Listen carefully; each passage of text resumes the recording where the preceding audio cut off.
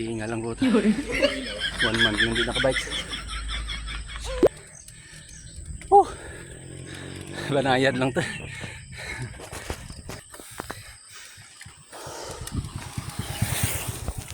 Yan guys, so back to saddle kami ngayon. Gagawin namin is look ulit, look loop.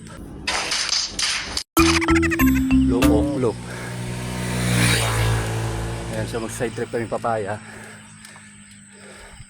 na namin sa maganda daw beach dun. Tapos balik ng bayan, tapos ikot. So magandang pagkakataon nito kasi whole day yung brown out. Hanggang kataw-taw. Bye. Ayan, kasama ko ulit si Kap. Always and forever. Kakampisa lang namin.